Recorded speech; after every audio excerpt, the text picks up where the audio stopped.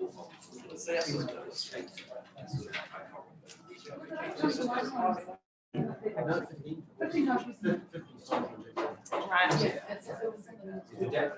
We're live now.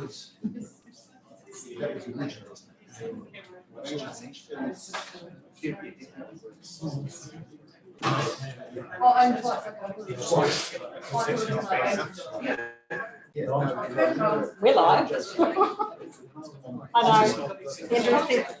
know. Andrew said stop. So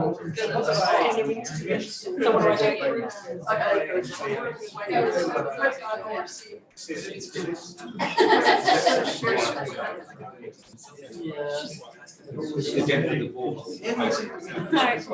Yeah, Andrew.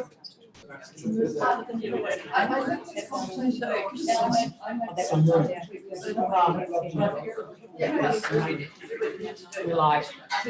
Thank you.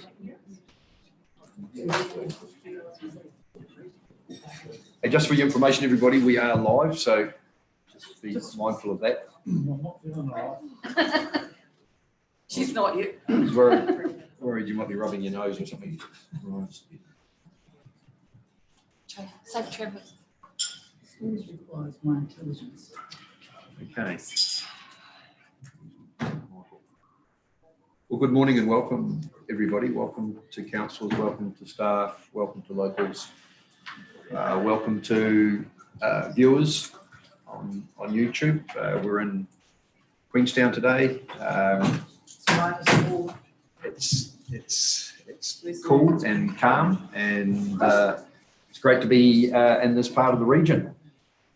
Tēnā koutou katoa. We look forward to a council meeting today, and we've got our finance meetings to finish off later on as well. And so onward and upward. So just a couple of matters to be noted. The password today has changed to council, small casing, lowercase, just so you're mindful of that. We have, or the plan would be to stop for a break about 10 o'clock. We are under time pressure today, so we just need to stay on track and get the job done, so to speak, but not suggesting that we don't provide adequate thought and robust debate during that process as well. So there will be a number of staff that are on Zoom for various items, and I'll just remind you of that once we move down the agenda. So we've got two apologies, one from Gary and one from Kevin. I'll move those apologies be accepted. Second, Michael. Any discussion? If not, I'll put the motion. All those in favour, please say aye. Aye. Against, carried. Public forum, we've got Sustainable Glenorchy, Bruce Farmer and Trish Fraser, I think Chair and Secretary of Sustainable Glenorchy. If you'd like to take a seat at the other end of the room, thank you. Welcome along. Thank you for being with us today. One of the benefits of moving around the region, it does give locals that opportunity to speak directly in person to us. So thank you for taking that opportunity. I understand you were obviously submitted through the annual plan process. So for us today, we would like to hear about other matters rather than focused on the annual plan submission, which we've obviously received, and we're working through with regards to our it's through the finance committee. So yeah, we're in your hands. Well, thank you very much, Chair. First of all, may I thank you all for the opportunity to address you, and also our experience to date with you and your officials. We find that the consultation process that you go through is well thought out, it's genuine, and it truly is in accordance with, I should expect, the consultation documents that we have. Our experience to date with some territorial authorities, that it's a very difficult thing to do, but it's not always done as genuinely and sincerely as our experience with the Otago Regional Council. So thank you. Thank you. Hey, can I just make 2 or 3 other comments I should have made? Yes. 5 6-7 minutes, something Yes. along those lines. Then there may be the odd question. And last night we had a presentation about the reefs and the dart and the adaptation work that staff and consultants have been working on. And we had, I think, the vast majority of Queenstown Lakes District Council councillors with us for that presentation, and a number of their staff as well. So just thought I'd share that with you. That's it. Thank you. Well, then perhaps I'll limit my comments to something which is dear to our hearts, leave that subject alone, and talk about transportation, public transportation, in order to mitigate the effects of climate change and also getting towards zero fossil fuels. To drive from Glenorchy to Queenstown, the carbon emissions for just the trip one way is 20 kilograms of carbon dioxide. And it takes about a year for a tree to absorb that. So you can see that that's 10 trees working for a year if you travel a week, and if you're traveling for a year to work, it's in the order of 500 trees working for us. So this has been something that the community has worked with in time, and we would like to suggest, as it's suggested in your plan, a trial that incorporates Glenorchy, Bob's Cove, the Closeburn, and areas beyond Glenorchy if possible, and liaising and working with the businesses to utilise the Queenstown Glenorchy Road, such as Dart River Adventures, High Country Horses, the info things, zip lines, and nomad safaris. In fact, incorporating those trips which are going, if they can be incorporated through innovative approaches to insurance, it would be a way of reducing the cost of the operation and utilising systems that are already there far more efficiently. Glenorchy is a community which is pretty proactive. They're open to new ideas. They are a self-selected population. There's a lot of talent in Glenorchy, people who chose to be there because of the natural beauty of the area. And so we have PhDs in composting dynamics and international scientists who travel in archaeology, and it's incredible the resources there. And so there's a healthy debate about all of these things, and there's a wanting to be involved. So much so that there is a site that's been set up by the community, which has been running, which is called Glen Uber, which is sort of a transport sharing program. Yes, but we see that it can be made better by having this going from an internet-based site to phone-based. And that would be better. And that way the community can share rides. But overall, if we look at the need for that, is the community sharing rides and reducing the carbon footprint. But overall, it is a destination for tourists. And so the transportation system should be robust. And looking at a bus-based system, we think. But we also, as I've mentioned before, use the passenger bus services of the existing businesses. And we've spoken, and some are interested and some are not. But if there's something that comes from an august body, such as the Otago Regional Council, then that would be something that would get us all working together on that. A question was asked in the previous submission on the 10-year plan of who should pay. And and of course, this is your area. I think overall, we would like to be involved in it. And so rather than going for a targeted rate, we're looking at something in terms of general rates rather than targeted. But the world has changed with COVID, with the appreciation of how serious climate change is. So, there's room for lots of innovation and lots of new ideas. And maybe just not going for the traditional approach, but a hybrid of a public-private partnership in doing something like this. Look, I'm conscious of your time. I'm very grateful to be able to address you, and I'm happy to answer any question on any matter that Sustainable Glenorchy has an opinion on. Excellent. Thank you very much. Trish, was there anything you wanted to add? Yeah, I just really, that our main message today is that we would really like to be part of the trial, and we know that that's something that the ORC is considering. So we're asking, you know, we want to be top of the list, basically, we're ready and waiting, and we've got an engaged community that, which I think, you know, is also very keen to get something happening. And the timing, there's a regional passenger transport plan consultation process in train as we speak. Yeah. So your timing is good. We're not going to resolve this today, obviously, but I'll just see if there's any questions. Kate, then Michael, Deacon.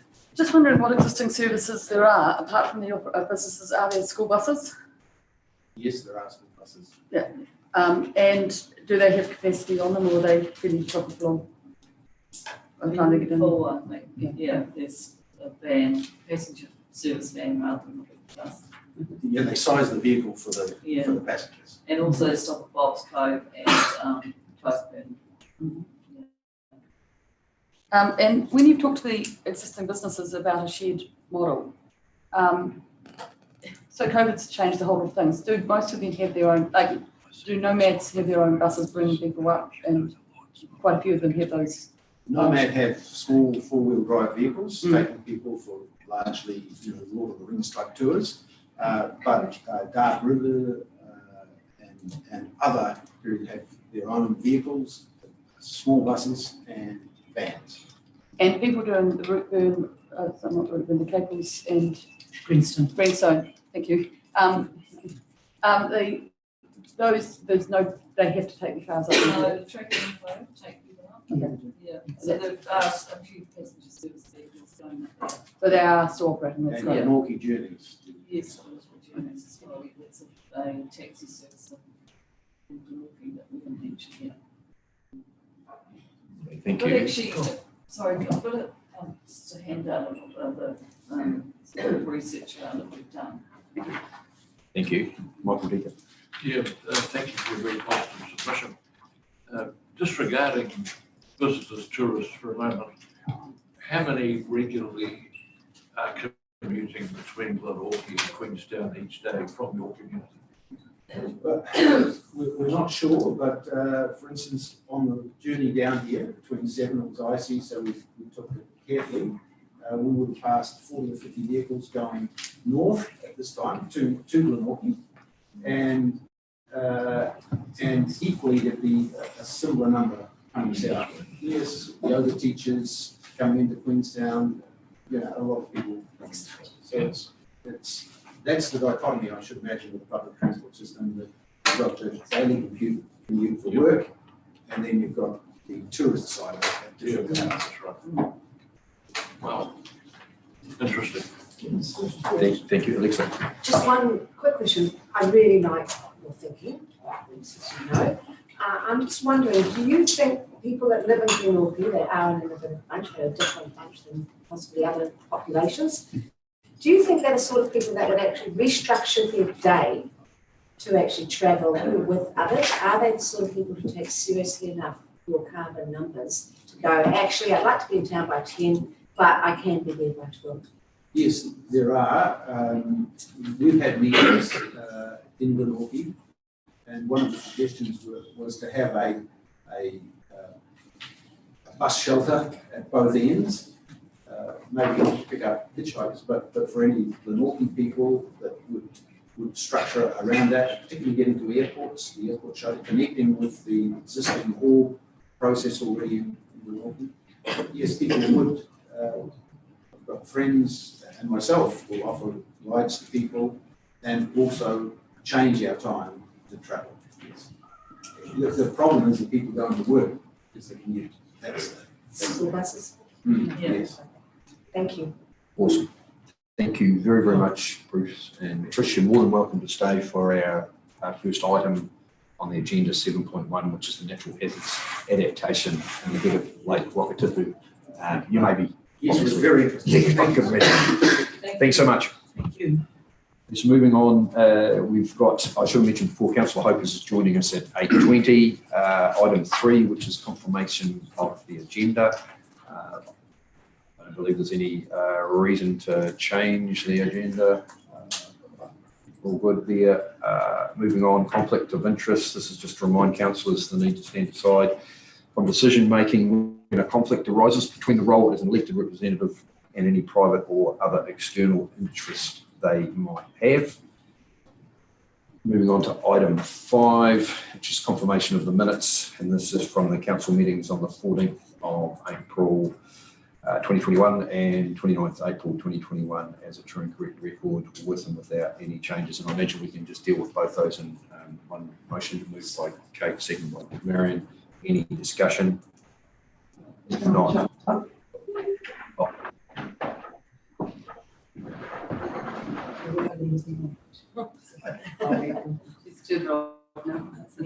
I will put both those motions. All those in favour, please say aye. Aye. Against? Carried. Thank you very much. Actions. So anything there that Probably just a Sarah? couple of updates. Yep, Sarah. The one on the, excuse me, the harbour plan. There is a paper coming to you, I think it's next month. The LGNZ conference, obviously that's coming later, and I'm pretty sure we did the delegations for the fast track, so I It's think up. that's done. It's up and running. I think it's been triggered once, Richard. My understanding for the fast tracking of the, yes, so it's, yep, in train. That's good. Cool. Everyone comfortable? Mhm. Okay, moving on to item 7.1, natural hazards adaptation in the head of Lake Wakatipu. We've got Anita Floor on Zoom. This paper updates council on progress with the head of Lake Wakatipu Natural Hazards Adaptation Project. The project area includes the communities of Glenorchy and Kinloch. Welcome to John, welcome to Gavin, John, Luke and Tim. We're essentially in your hands. Thank you very much. We've got recommendations there in front of us. Take those obviously as read, but Gavin, is there anything you want to say in terms of introducing the paper? Mr. Chair, just to acknowledge Professor James Brasington, University of Canterbury, and Dr. Blackett, environmental social scientist of Niagara and Hamilton, who are part of the team. Excellent. Thank you. John Luke?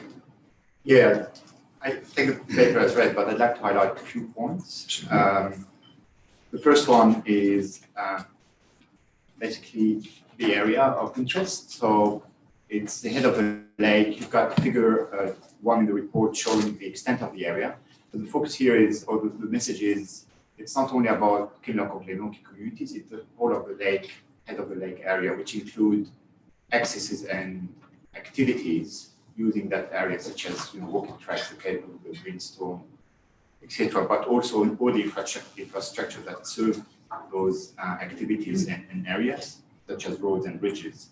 So it's not only focusing on communities and adaptation, it's all activities. The other point I want to highlight is the uniqueness of the environment. It's an alpine environment, very dynamic, and also with multiple hazards interacting with each other. So it's a very complex environment, very dynamic, very changing, and that's really require a specific response. The standard approaches to manage hazards and mitigate them have limitation, and that's why really we started this adaptation work using a specific method that is described in the report, and I refer to figure 3 for that. It's called the Adaptation Pathways. That's guidance from the Ministry for the Environment that was released in 2017, and the purpose of that is really to help making decision when the future is uncertain and we don't really know what's happening. We know it's changing, but we don't know the extent. And finally, you've got in the appendix a full description of the work to date and what's coming in the next few months and few years. So those are really the key points I wanted to highlight, but happy to hear the question now. Thank you. Tim, was there anything you wanted to add? Okay. Yeah, and just picking up on Gavin's point to James and Paula, wonderful presentation last night. In layman's terms, and the advance with technology, how it's helping guiding, to guide communities to make these sorts of decisions in probably a more knowledgeable way than we have done in the past. So, yeah, thank you so much. Questions, Marion? Then Marion, yeah. Thank you very much for the presentations last night. Understand the science. I want to understand a wee bit more about the community. It is a many years since I've spent 20 emissions of carbon going up that road. There are bridges. Where are they? That's what I don't understand. And is there more than one that are threatened?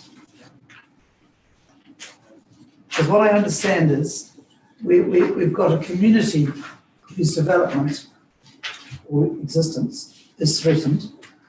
We've got roads and bridges. I understand the users of those roads and bridges are residents, tourism, and here comes the second question, farms. How do they get their produce? Mount Nicholas, Chesapeake, how do they get their animals? Do they go by boat over the lake? I believe by road. By road? By that same As far as road? I know. Yep. The main bridges over the Buckleburn, just before Winoki. Sorry, I'll just go back to a map. So if you look at figure 1 on page 16 of the report, the small figure top left. And then there's a road bridge over both the Dart and the Reese rivers. Are they the little black lines? Is that them? Yes, the black line shows the road. Right, that's sort of the one here. So it's two bridges there. Yes. Okay. Probably the Reese Bridge has been the subject of most natural hazards discussion regarding degradation of the riverbed beneath the bridge. Right. Okay. And it is residents who use those bridges and tourism, as I'm just looking at the economy. And then access to those three large stations. No, what are you saying no for? I think the roads shown on that map, they come in from a different angle. Mount Nicholas and Walter Peak don't use that road. I see. It doesn't go all the way down that side. Okay. My understanding they would access across the lake, wouldn't they? Those two I particular. see. Yes, Yeah. yes, the road from Kinloch heads south only as far as Greens. Okay. So, Mr. Chairman, so Thank you. so the roading issues are there are two bridges across the two rivers. And as Professor Bressington explained last night, there's aggradation, the heat is rising, but of course the bridges are fixed. And so the capacity, the hydraulic capacity beneath those bridges is reducing over time. The second issue is that road down if you look at the figure, the left-hand side of Lake Wakatipu is obviously very prone to the avulsion and the sideways movement. And as Professor Bressington said last night, it's just a continuum, it's just part of the riverbed effectively. Yeah. And so the issues we've responded to in the last few years have really been very localised issues to do with impacts on that road down the left-hand side of the lake. Yeah, I'm just Which looking is at the ramifications out much larger issue. Thank you. Kate. Thank you. Congratulations to the staff and the consultants and everyone else. It's been an amazing amount of work. And I'd like to thank the community because I think the stuff that really enriched me at the meeting was the stories the community gave. And giving one example is the people who talked about riding a horse under one of those bridges. Now, not even my colleague nor myself, which is quite a different height, could walk under them. It is an incredible amount. And so getting those anecdotal stories that give that real feeling of it. And what I'm concerned, and it's really a question I think for Sarah, perhaps, or I'm not sure, is as we, what I've also seen from that community is that there's some who want to be fast adapters of the knowledge really and progress and move on. And the question is, as we go change with the RMA into the natural hazards and the other work, this seems to be a really good example of how slow in the reaction to district plan change and everything else that could slow these fast adapters to wanting to move and to change. As you're looking at that work, and I think you're on that, some of that, getting a heads up on some of that stuff, where is the government about being really flexible and quite reactive quickly, rather than the slow RMA processes of the past, to enabling QLDC and ourselves to partner to make that change for these people sooner than later?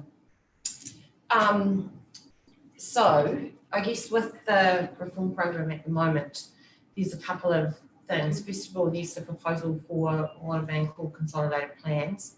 And really what that looks like is, rather than having a district plan and a regional plan and whatever else, you'd actually have one plan for the region.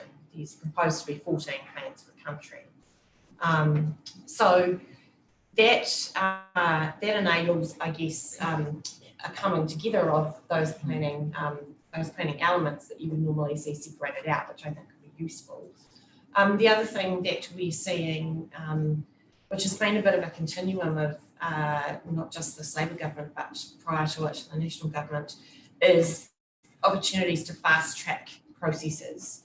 And so I would expect that we'll continue to see those truncated processes for planning moving forward. Remembering also that there are 3 types of legislation that will replace the RMA. So natural and built environment legislation, which is where you'll see, I think, some of the consolidated planning coming through.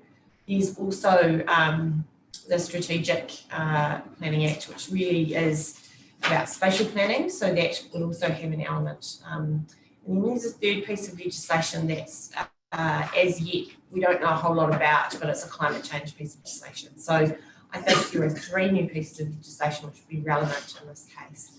But yeah, it's a little bit of an unknown at the moment as to how it would all fit together. And it's 3 years away. Thanks, Sarah. 2 years. Brian. Yeah, no, thank you. I've got 2 questions, if I may. The first one is, and it follows on a bit from what Hilary was talking about last night, managing the risk. So we've identified issues, and ultimately the intent is to have maybe an upgraded or a changed district plans, that type of thing. How do we manage the risk in the interim? For example, current consents and the dynamics of uncertainty. Is there anything that we're specifically doing as a team to manage that, or do we just march on looking for the medium and long-term future? So, Mr. Chairman, I think what we are doing is sharing widely with the community everything we know. Yes. And being very clear about the uncertainties and knowledge and what we're doing. So just being very open and transparent around what we know and not withholding anything from the community today is just part of that. Of course, Professor Brasington's been in the community for a very long time with his research program. And so that information is all in the public domain. And it's shared. And this is a community that my impression is it has a very good understanding of its environmental setting. So I think the first step is to be very open around the risks and the uncertainties. Cool. That's exactly what we're doing. Thank you. And my second question, Mr. Chair, is when are we expecting to have established the strategy of preferred adaptation options and pathways? And are there any particular challenges to get there? Thank you, Mr. Chairman. The indicative timeline is in the paper at figure 3. Yeah. So what we've done there with the timeline is mapped it to the MFE Adaptation Pathways approach. Yes. Importantly, this is not a linear process. It's not a conventional long list of options, short list of options, multi-criteria analysis, get best option do. It's what it really is this kind of organic, multi-stakeholder decision-making process that is established, which is quite different to the way things are normally done for all the reasons you heard last night. So it's not something where you necessarily have fixed points in time. In fact, Dr. Blackett made that point last night. Things are not linked to time, they are linked to other sorts of triggers. So what we've done here in this figure is depict how the process will work, and we've got some short-term time frames there. But it's a bit difficult to plan specific actions in the future other than to say that this is going to be a continuous process for decades. That's not decision making for this council, successors and other stakeholders.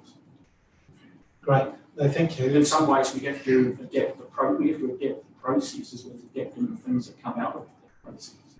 No, that's good words. Thank you. Thank you, Michael Dicker. Thanks, Mr. Chairman. I was reflecting last night on the presentation we heard from Professor Brassick and Dr. Baker, John Wick and Tim, and I was so impressed by the concentration of detail and analysis and research that's been going on. One of the best presentations I have ever seen, I must say. But what we didn't hear last night was the possible ramifications for other lakeside communities. And it occurred to me that with the amount of aggregation coming down both the Dove and the Reese, the build out of the delta, the pro-grading of that whole area going at such a pace, combine that with the proximity of significant fault lines, then you've got the risk of tsunami, because you must have an enormous tipping point going into the head of the lake, and put a tremor through that from the Alpine Fault or any of the other lesser faults that riddle that area, then it seems to me the risk to Queenstown is not something we should discount either. And I wonder whether John or Professor Bassington could comment on whether the risk is beyond the head of the lake, and if so, should we take that into consideration as well? So in terms of tsunami risk, that's definitely something we are considering part of this project. We've got two things. One, we'll be looking into more detail about that aspect, and just the nature of the hazard is not going to be localized around it. The other thing is NIWA also has a research program to study tsunami risk for Lake Wakatipu, and that's not only around the lake, that's a full lake, including Queenstown. Okay, happy with it? Yeah, I wonder whether Professor Brassington could comment on the tsunami issue. Is it what are we looking at an increasing likelihood of that risk? It's a difficult question to answer. There are two main ways in which that kind of tsunami could occur. One is through submarine landslides, so that's actually something we can't see. And a collapse of the delta front is something that, as I understand it, NIWA are actively investigating, and I've appointed a PhD student to work on a project looking specifically at that question. The other, of course, is landslides directly into the lake. And as I understand it, NIWA have also conducted a similar study on that Tekapo, and they found widespread risks associated with both of those processes in that particular environment that could give rise to tsunami that were of the scale of 5 meters in height. And at that scale, that clearly affects all of the lakeside communities in an area like that. So, I mean, I don't have specific details in the local context, but what I can tell you is that there is ongoing research led by NIWA, which is looking at precisely those things, both in Wakatipu and more broadly the Alpine Levels. Thank you. Gretchen. The Adaptation Pathways approach and methodology used here.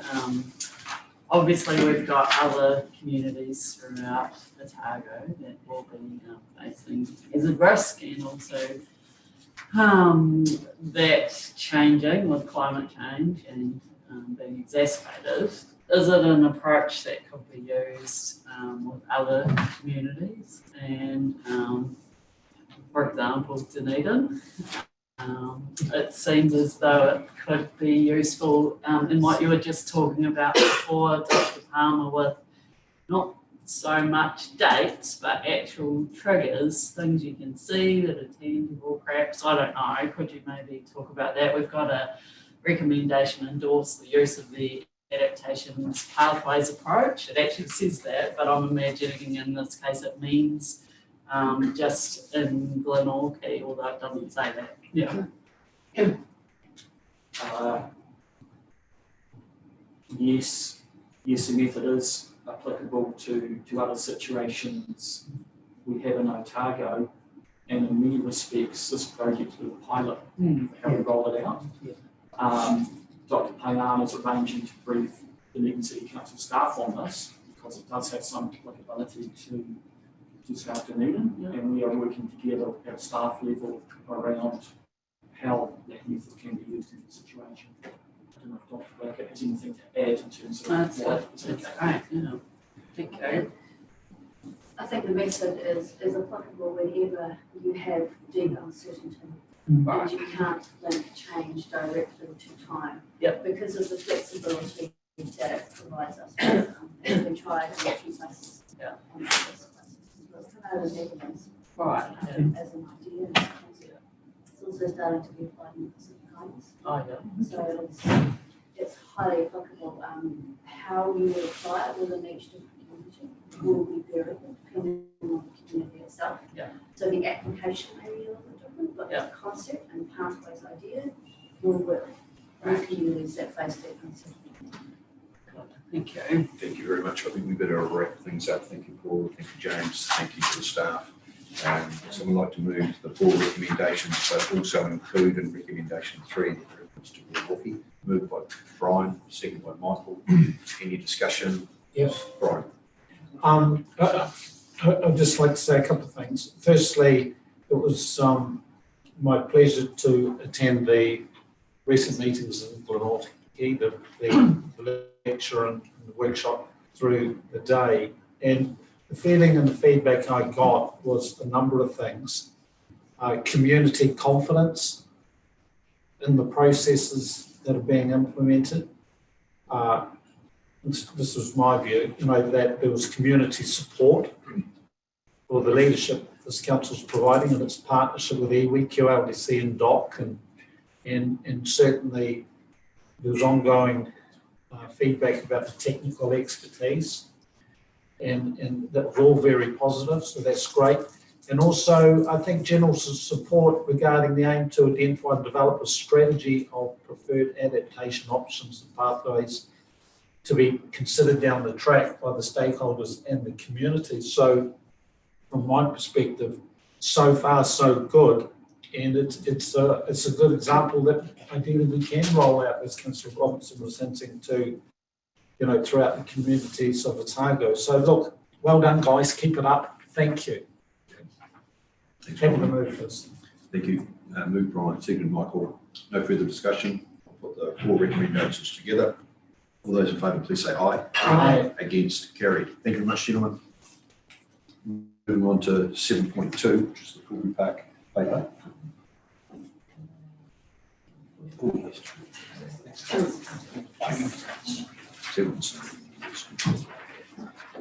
So this is the Forbury Park paper, and just reminding councillors, this was a follow-up to the discussion that we had March 24th, our honorary council meeting, where staff committed to providing a paper in response to that discussion.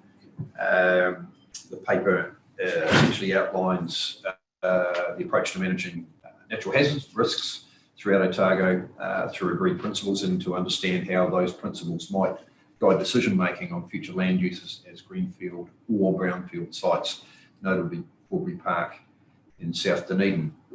I just need to note that there was a letter from Ingrid Leary, the Tyree Member of Parliament, that was circulated. Just for your information, we can't discuss that in this meeting today, but just noting that we've received that. We're in your hands. Welcome, Sharon. Gavin, John Luke, take us through. Chairman, I just note that one of the co-authors, Anita Dorr, is on the as well. Thank you. Read. Excellent. Questions?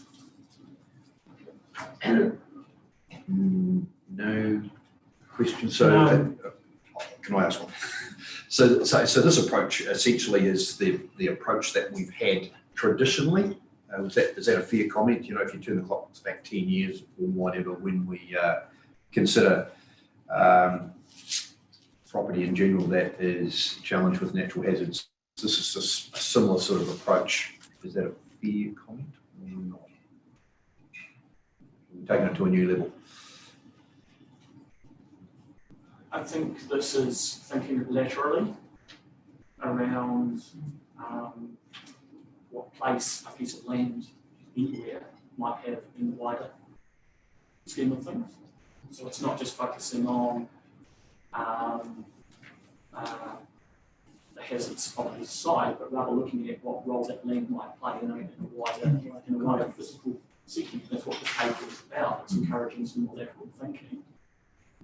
The early stages of thinking around perhaps best use of land or appropriate use of land or some alternatives. And it's really a think piece. And obviously promoting within the recommendations that this principal approach. Also talks about that approach, so Adaptation. adaptation. Yes, yes, yeah. Brian, then Kate.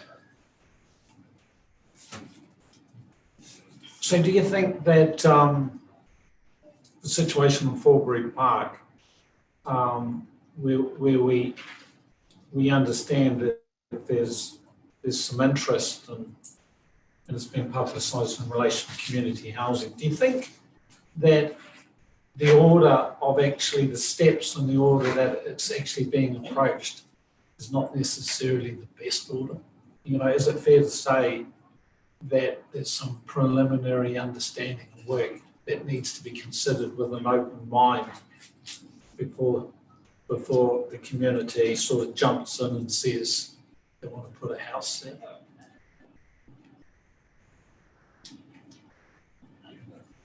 I'm not sure it's my place to answer that question, but Talking about the process, just talking from, not, you know, just generally, let's pull it away from Forbury Park a little bit less controversial. Has the necessary background work been done before one, you know, jumps to any development decisions? well, I don't think I can answer that question because I haven't seen a development proposal, we haven't critiqued it, so that's hypothetical. But what you can't really do is sort of park up people doing stuff. The challenge is that people have rights and the district plan rules and things happen. We see that in Milwaukee and other places, but at the same time there are some big strategic thinking going on, and those two processes are coming together. And there's this intended to help inform, as we ask our council, what position it might take in that kind of situation. Thank you. Anita, was there anything you wanted to add there from a planning perspective? Thank you. I was just going to say through you, Chair, that in essence what Councillor Scott is saying is correct. So we look at the land for all that it is rather than what we think it might be. And the principles, the case law that it came out of was around a farm in Auckland. And their position was that it couldn't be outstanding natural landscape because it was a farm, and having an outstanding natural landscape notation on it would mean that the working farm was compromised. But what the case law has said, and it's gone right up to the top, so it's really good case law, is that actually you need to assess the land based on what it is and what it has, and then understand the so what of that. So that's all that we're saying, is that look at the land for what it is. So, you know, flat land, you know, with those multi-hazard layers, you know, close to South Dunedin, and then understand the so what. So it's just separating those two positions out, really. Thank you. Kate. Thank you. I don't want to sound critical here, but may. I think I just want to get clarity for the fourth motion, because I'm not quite sure that I understand it, and I don't know if it's going to be transparent. Should these be cut and pasted somewhere else? And no one had. And I think it's I want to check that the position you're talking about there is the position in paragraph 40 of the report, and whether we should actually adopt those words as being more useful for, or whether it's going into the options form. Paragraph 40 talks about the position on the redevelopment of the site that is recommended as the support proposals that adopt a precautionary approach. And just because this stuff doesn't necessarily translate well if we have to refer to the report, and I didn't see a heading that talked about that position, I'm just wondering whether you would mind if we change the motion to incorporate. The word precautionary? No, well, I think the position is more nuanced than adding one or two words, and whether the whole paragraph should be. If that is the paragraph, I'm I actually don't know if that is the position you're talking about in the first instance. Saying the paper was. Yeah. Kevin, do you want to Well, respond? I think Ms. Dora is the co-author in respect to that leadership commission. Okay, thank you. Anita, are you able to comment on the question from Kate with regards to paragraph 40 and essentially the flavour of that? Has that been incorporated in the recommendations for? Can I just have a couple of minutes to look up the paper and I'll come back to you? Oh, sorry. Thank you. I just think All good. I just think like, yeah, please. Gretchen. I'll just have a look. Possibly not a question so much, but we're short of time. So, it's just an illustration again of the need for adaptation pathways and some surety for the area by proposals that are aiming to develop areas to shore up the future of South Dunedin through that method that isn't looking at the bigger picture and the realities that we face. Sure, there may be areas that's really brilliant to do that in, but we don't know those areas. We don't have that information. We haven't looked strategically at this area. A quick glance at this and you can see it's one of the low-lying areas of South Dunedin. It raises questions, but there aren't answers at the moment as to where is appropriate and where isn't appropriate, what the future looks like, how we're going to adapt, what are the triggers to adaptation. None of that's there, and it highly illustrates to our council the need to be involved in seeing a sure future for South Dunedin. Yeah, thank you. Thank you. Alexa? I really like this paper, thank you, Anita. I really enjoyed reading the history of an area that I really don't know anything about, and haven't lived near. The only thing that concerned me, I agree with your approach, by the way, I will be supporting this, but how do we protect ourselves and our people if it all goes wrong? So it seems to me that there might be, I guess the adaptation pathway is kind of the answer to that, but why would we let people cause those sorts of problems? But then again, we don't know that they are causing the problem. So I get where you're going, but I wonder if there's a gap in making sure that people understand our approach and our level of risk. Do you understand what I mean? I feel like we have a level of risk to our organisation if people are not extremely aware of this approach.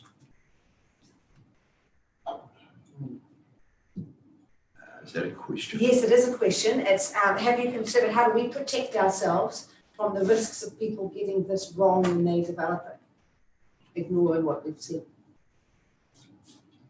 I can try if you like. Sure.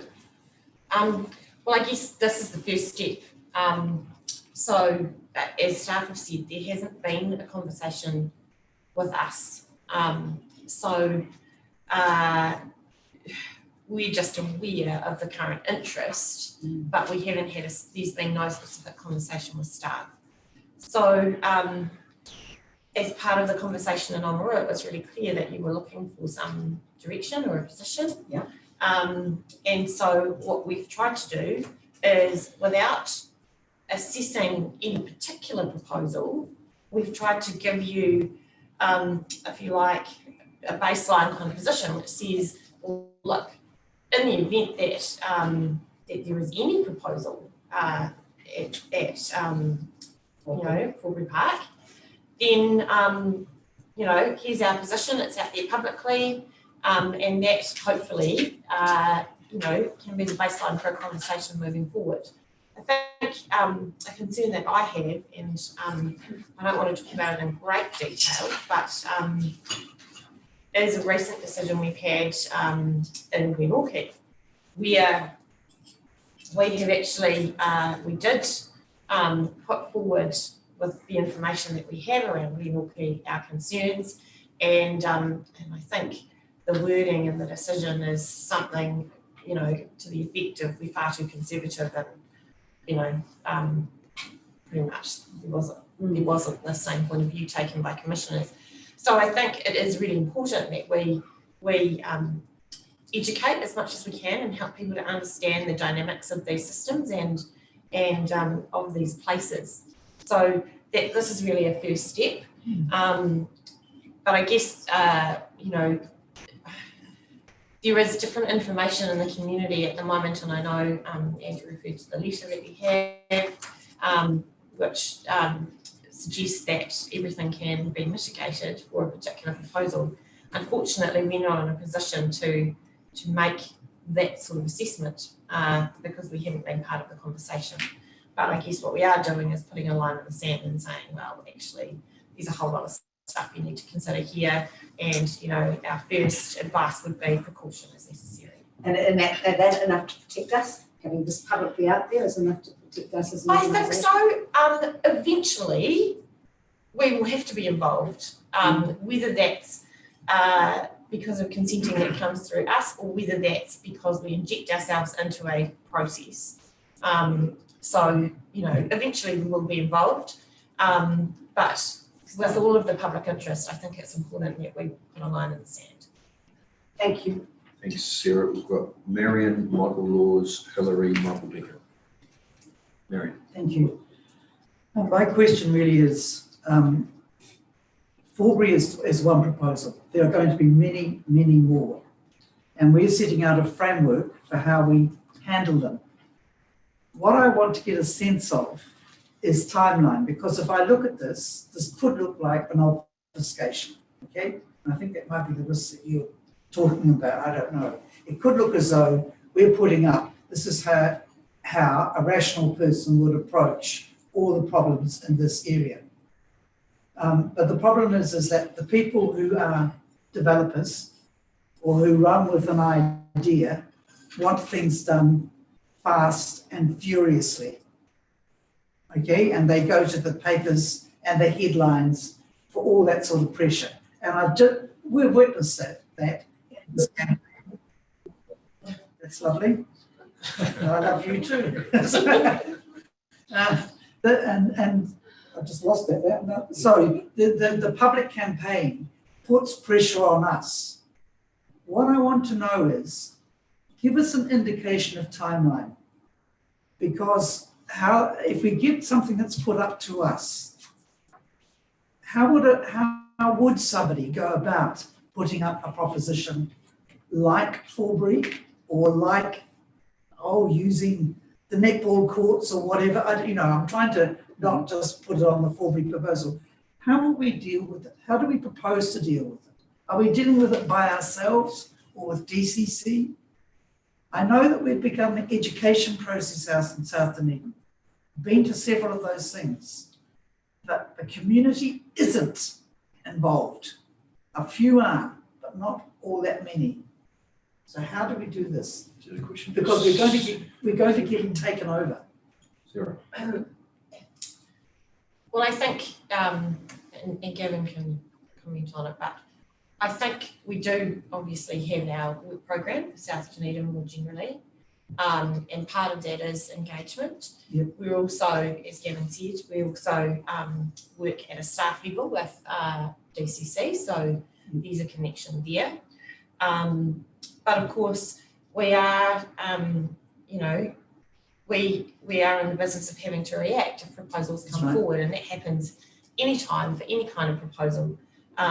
So we do build in, I guess, the ability to do that as necessary. As I just recently, as I talked about, the application we had for Penalty, we prepared a submission and got involved that way. So ideally, the best thing is for anyone who's interested in development or interested in these issues to talk to us. We make ourselves available at the different fora, but anyone can contact us and have a conversation.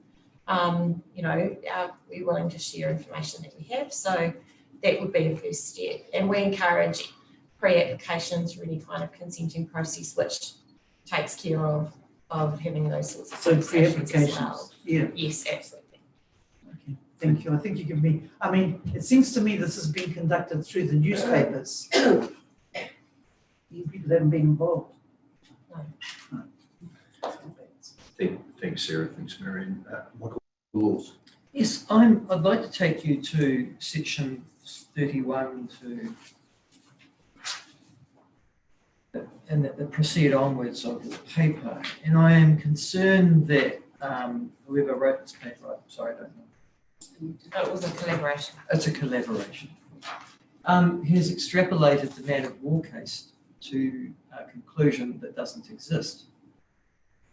The Court of Appeal case on the man of war case was in actual fact to do with outstanding natural landscape, O&Ls.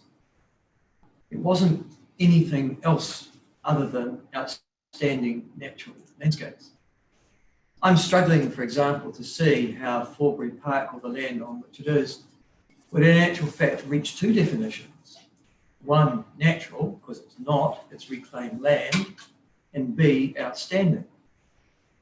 So to extrapolate the man of war Court of Appeal case, which was only about outstanding natural landscapes, to a principle that is endorsed in this paper, seems a journey that the man of war case never intended to take.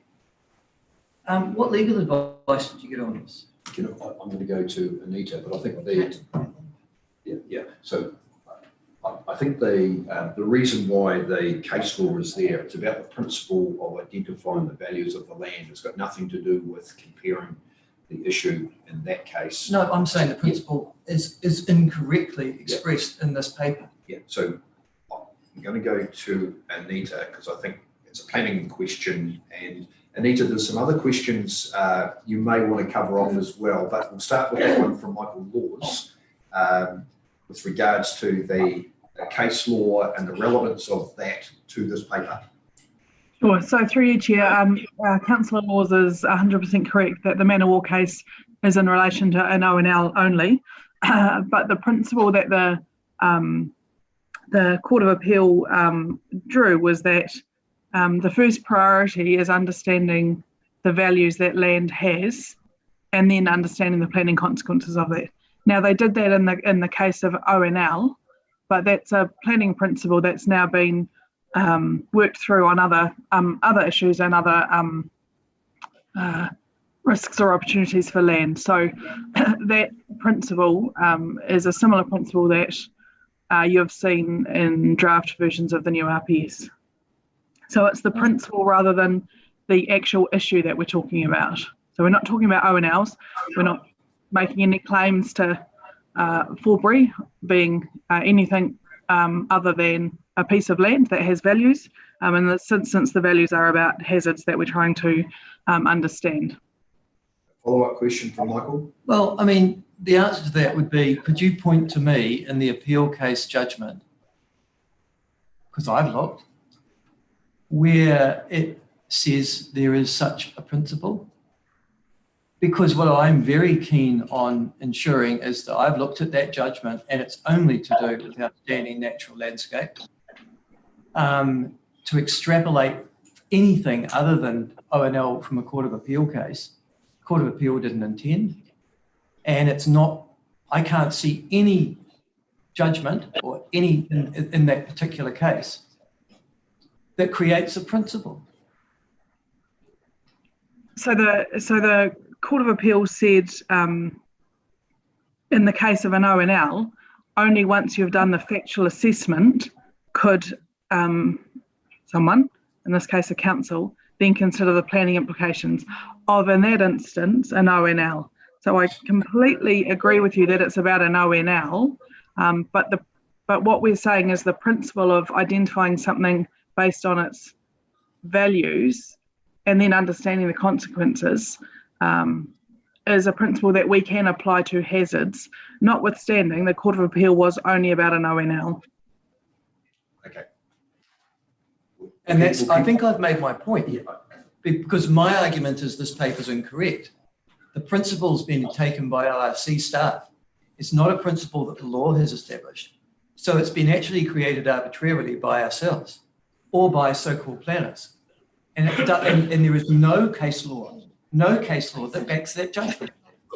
So through you, Chair, the paper doesn't articulate that principle in a man of war case applies to hazards. What it just says is that there is a principle that's come out of the Court of Appeal that says take a factual assessment before you then apply a planning lens.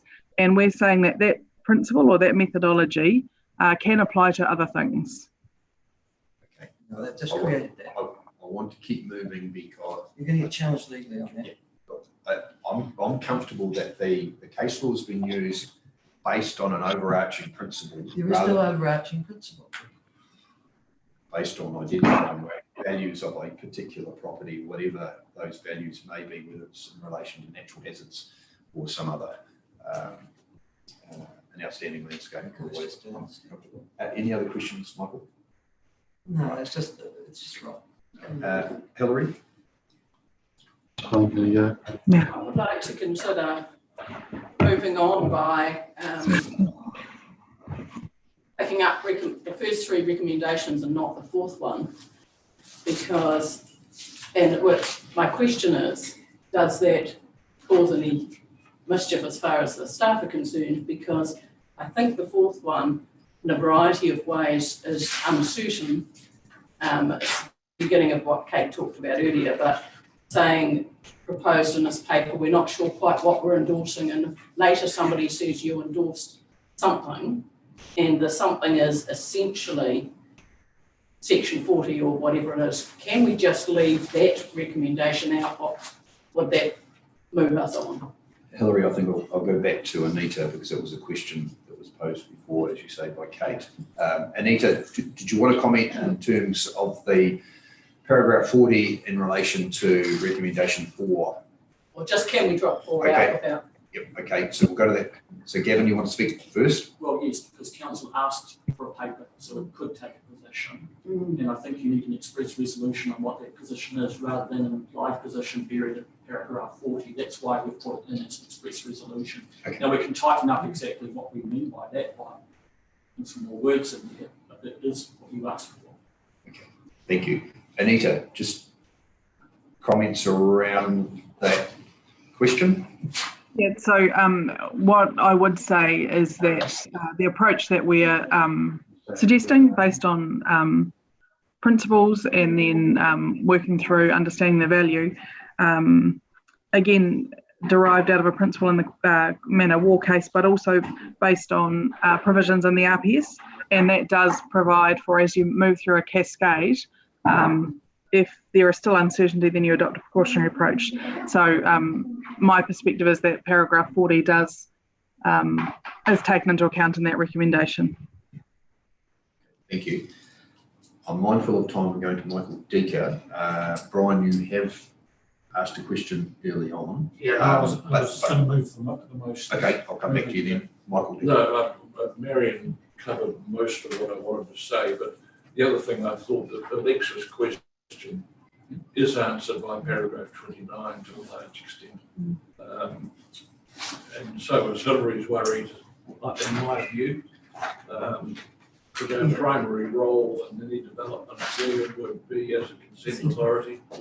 And that's giving us a pretty clear steer on how the staff think we should behave as a potential consenting authority for any Forbury Park proposal. That's all, Mr. Chairman. Okay, thank you. Brian, are you happy to move something? And I'm more than happy. I'll take them, put them individually. No, I'm happy to move all 4 with the one change that on recommendation 4, the word precautionary is put in there, endorses the precautionary position. If you could move them separately in that case. I will. Okay. Can I ask the question? Hang on, Michael. I'm just going to confirm. We'll just confirm where Brian's at with the 4 recommendations that he's moving, including the word precautionary added into recommendation 4. Yeah. Is that nothing else? Well, I was hoping to speak to it. Yep. I need a seconder. Yep. Second by Michael Deaker. Speakers, Brian, and then Michael. Is it a question or speaking to the motion? Both, I guess. Okay, we'll come to you second. Brian. No, well, firstly, thank you to staff for bringing this report. I actually asked for this report and staff accepted that. So thank you very much. The fact that the OSC provided this report on Forbury Park, it seems to me, is wholly appropriate. One, as a council, we have the technical expertise in terms of hazards and risk. Secondly, we provide a long-term view. And thirdly, we have an element of independence that it seems to me that maybe TAs or MPs mightn't have quite the same extent. I make the point that in relation to this report and in moving these motions, that the ORC proposes a precautionary approach to managing hazards and risks in South Dunedin, including Forbury Park. I make the point that once the level of risk is truly understood, only then can future development be considered.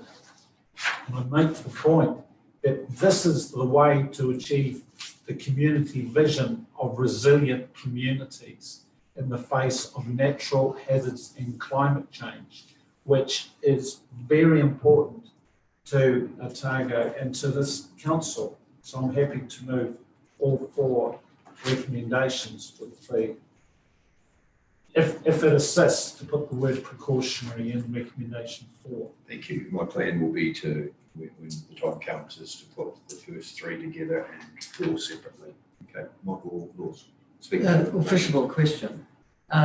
Could somebody please define in legal principles, well, legal terms, what precautionary approach means? Gavin? Oh, sorry, Anita. Through you, Chair. Sorry, I can't do that off the top of my head, but there's 2 things. One, we can have a look at the case law around precautionary principle, but 2, it is articulated in the draft RPS that you'll see later in June. Thank you. Sarah? I will be stretching my memory, but my recollection of case law is the precautionary principle is talked about as the action you would take not just because of a lack of information, but because of information that you might have that suggests that you can't be certain of an outcome. So, yeah, I mean, I can look the case up here and find it. No, I get so to ask the next question from that with flow. If we were to take on board Brian's motion as relates to Forbury Park in South Dunedin, and there'll be lots of stuff that we don't know, is the practical implication of the precautionary approach being taken by the ORC that you can't possibly approve anything? No.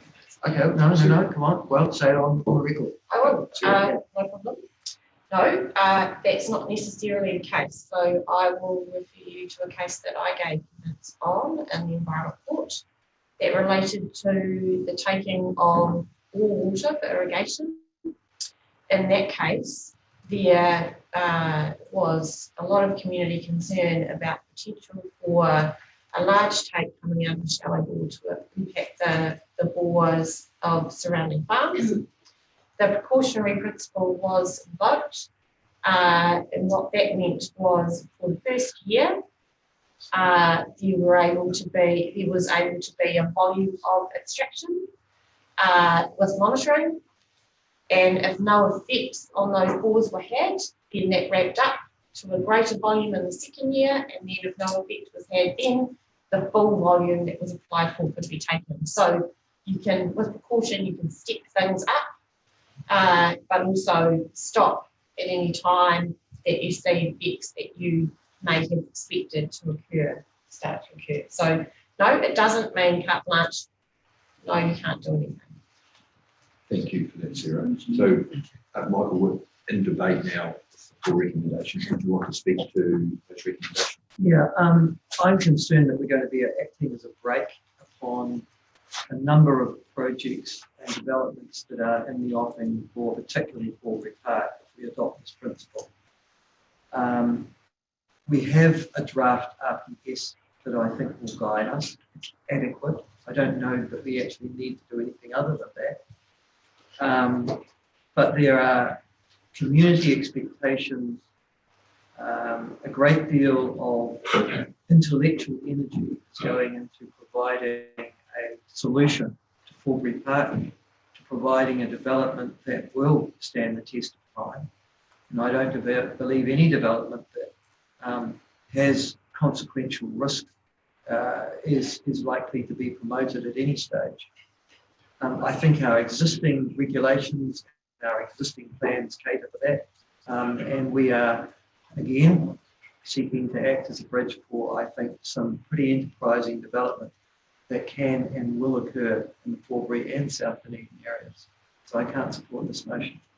Thank you, and that's in reference to recommendation 4. Yep. Okay, thank you. Further speakers? Marion. I want to support the motion, all four of them, and thank you very much.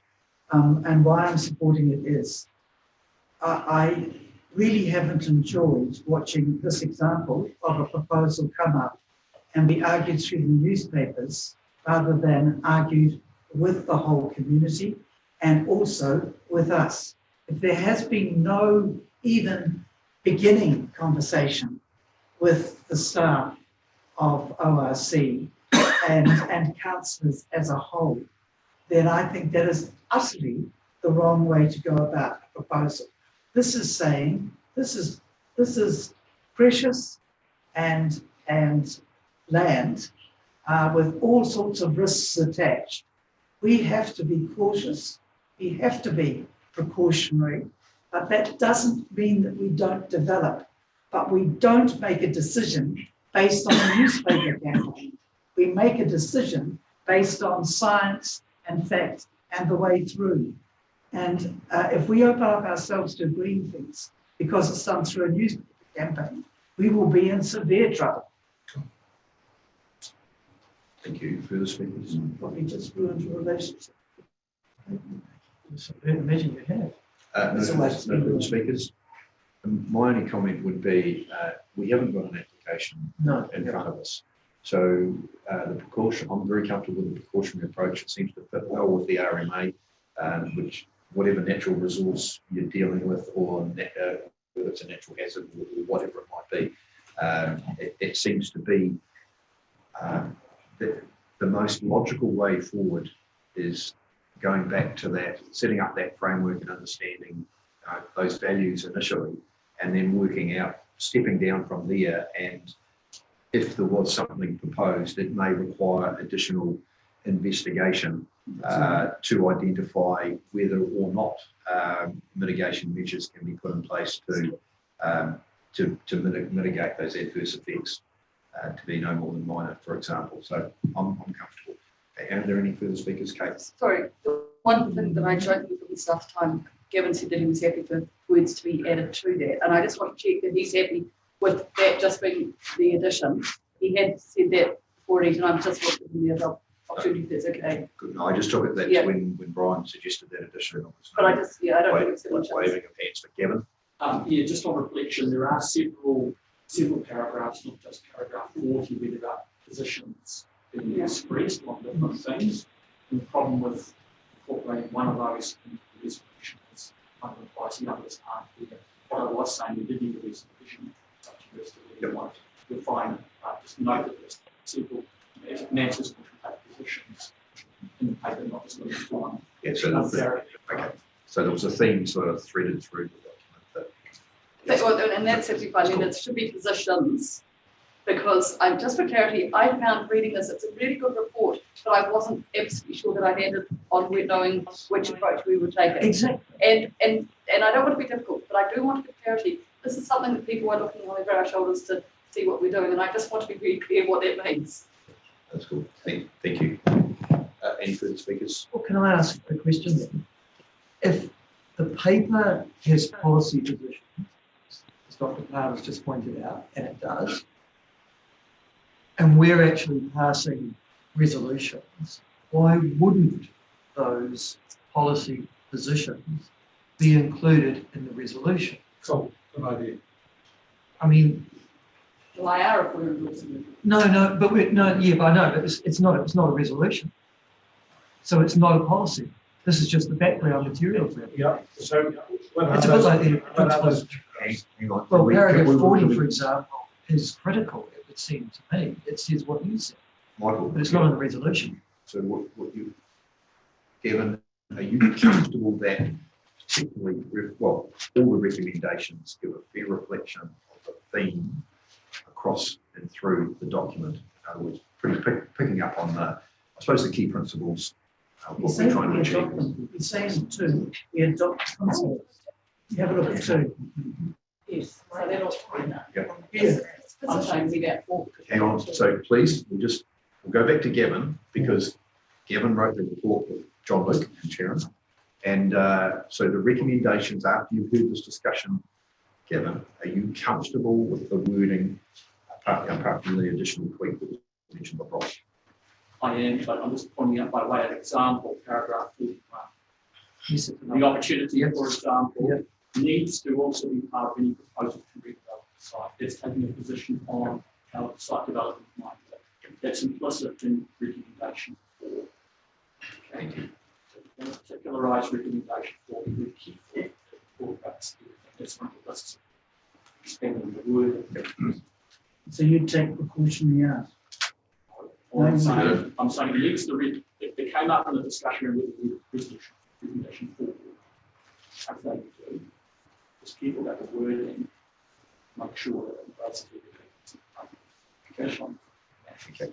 I'm going to go to Hillary first, and then we'll go back. And I assume there's no other speakers, and then Brian will reply. Hillary. Just briefly, I have no particular problem with the paper or anything in it. I just don't know if I signed up to endorsing a position, what that position would be, that I would be signing up to endorsing, and therefore I'm not going to vote for it. It's not that I necessarily disagree with any of the positions or all of the positions, or I just don't know clear enough what they are. Thank you. Brian. So, obviously, looking for recommendations. I'm comfortable about having the word precautionary, but can I take that back? The question to Dr. Palmer, quite simply, is: are the positions? Does it refer only to paragraphs 40 and 41? Brian, this is your right to reply. No, I realise that, but we're trying to go somewhere. Yeah, I know. I feel Gavin has stressed the point that the recommendations need to be read as a theme through the document. Yeah. Okay. So I think that's your message, is that it reflects the whole document. You can't single out a paragraph and say that recommendation just. Okay. Well, I on that basis, I withdraw the word precautionary because it's positions. And it's more than just precautionary. It's what Dr. Palmer said. Hang on. I would need to go back to Michael Decker with regards to the change of the wording. Can I suggest we move on to the next paragraph and we come back for a vote on this and write you back? Cool. That'll be good. Thank you. That'll be good. Okay, this paper will I'll move the slides on the table. It's just second by Mary. Isn't We'll revisit it later on in the agenda. Aye. No, seconded, I put the motion, later, please say aye. Aye. Against, carried. Thank you. Aye. Kevin and team. Moving on to 7.3, which is the Eco Fund applications, March 2021 funding round, 4 seats. Council approval to fund the recommended Eco Fund applications. As set out, we've got Ewan Pine on Zoom.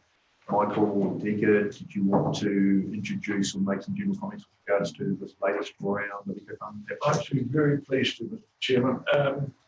And I'd like to start by thanking the councillors who took part, and they were yourself, Mr. Chairman, Councillors Hope and Councillor Malcolm.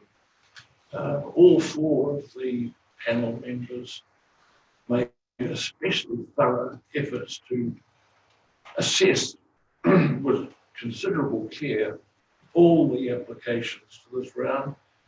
And I thank them for being so thorough and so careful. I also want to thank our biodiversity lead, Ewan Hine, for his analysis, his leadership and his guidance right through the whole process. including at the assessment panel meeting, as well as the build-up to it. I think councillors will note with a good deal of pleasure the recommended projects, because many of them are quite dear to our hearts and have come up frequently in our deliberations at the council.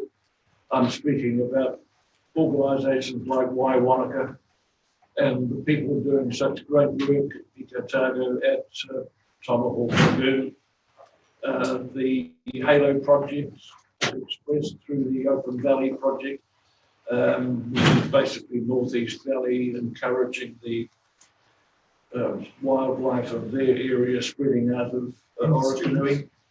There's the Glenorchy nursery being recommended for support. And a fascinating one, the Inside Forest proposal, which is, from memory, a proposal to use the Meridian Mall vacant space, I think the old H&J space, as an inside forest to promote biodiversity to a public which might not normally get the chance to enjoy a forest environment. Soil Irundis we heard about from the Nosland folks when we were on our Oamaru field trip, and their rapturous enjoyment of the success of that project, which was all to do with soil health, and they were seriously wanting us to continue to support Soil Irundis, and we are recommending that. So those are the, I think, the applications which would have attracted the interest of all councillors, and we are recommending our support for that.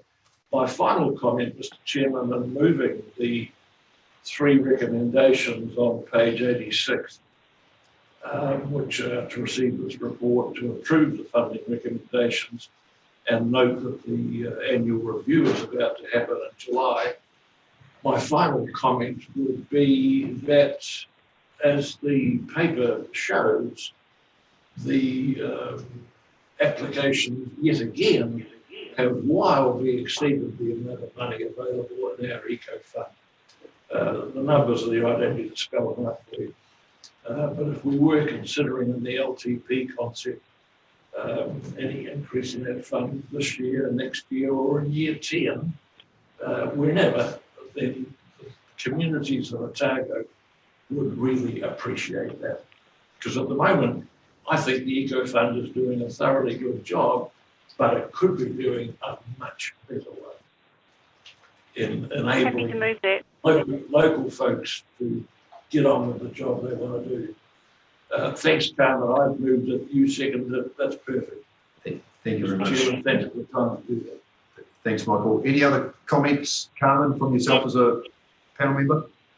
Thank you. I have been listening and I have voted twice for the favours, just so you know, for natural hazards and the last one at Fulbury and Glenorchy this morning.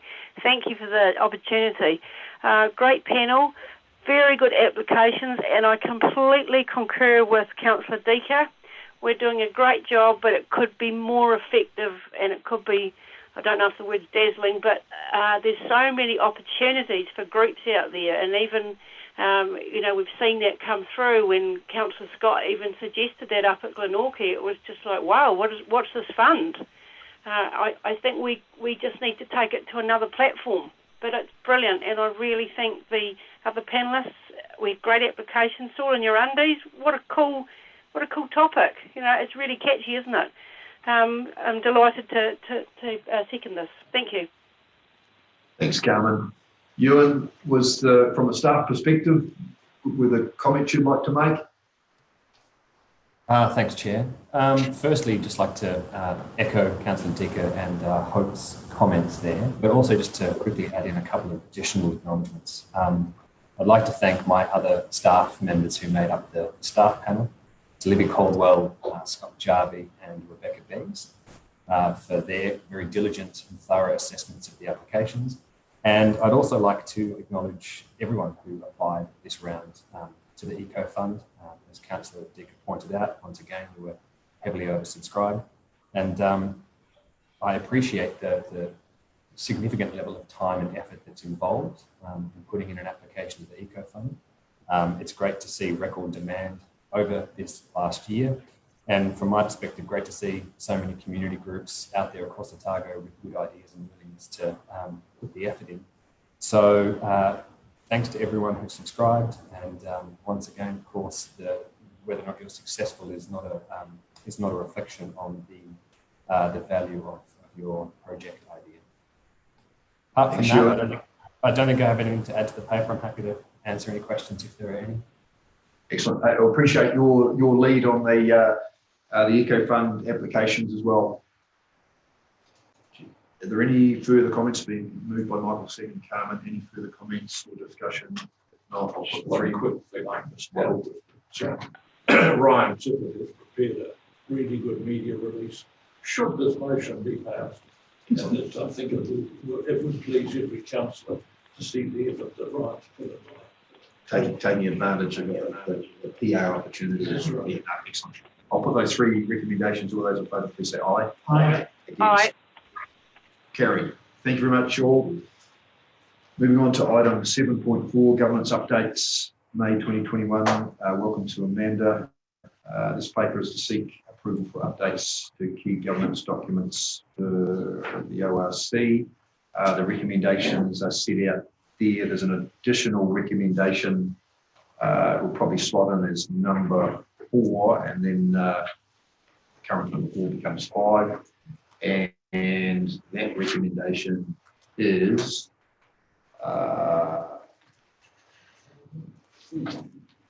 it's that Councillor Kate Wilson be nominated to replace Councillor Michael Laws on the Queenstown Transport Governance Group.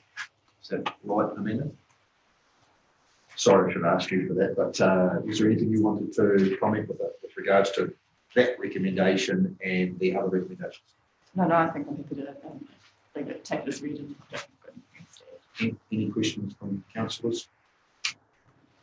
If not, Michael, happy to move. Sure. Seconder, Hillary, no discussion for the 5 recommendations. All those in favour, please say aye. Aye. Against? Aye. Carried. Thank you very much, Amanda. Moving on to. Did you say 5? It's 4. It's 4. Is there an additional one? No, this was Kate. It's the additional going on. The number 5, or the additional one, was relating to Kate replacing Michael Laws. Yep, that's good. 7.5, which is the document signed under Council New Zealand's papers for full council delegations, which have been exercised during the period of 17 February 2021 through to 12 May 2021. I'll second. Michael has moved. I second. We received the report. Any discussion? If not, I'll put the motion. Those in favour, please say aye. Aye. Aye. Carried. Thank you. Moving on to item 8, the recommendations adopted at committee meetings, governance, communications and engagement committee recommendations. Marion, Alexa, moving and seconding. These are the council adopts the resolution on the 12th of May. I beg your pardon. Oh, sorry. Go back a step. Kate and Gretchen, that the council adopts the recommendation of 12th May 2021 Strategy and Planning Committee. Moved and seconded. Any discussion?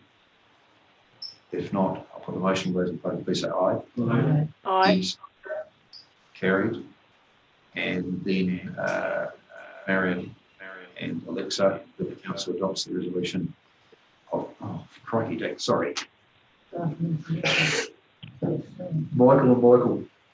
So we go back to that the council adopts the resolutions of the 13th of May 2021 Governance Communication Engagement Committee meeting. Move, Mr. Chairman. Moved, second by Michael Laws. For the motion, those in favour, please say aye. Aye. Against? Aye. Carried. Moving on to item 9, Chairpersons and Chief Executives report. We just need a resolution to receive the reports. We take them as read, and we can just do that as in one motion. Moved by Gretchen, seconded by Hillary. Any discussion? If not, I'll put both as one motion. All those in favour, please say aye. Aye. Aye. Again. Carried. Perhaps we'll have a 10-minute break and reconvene here at 21 minutes to 10. We stand adjourned. Thank you. It's 9:30. I was going to say, should we go?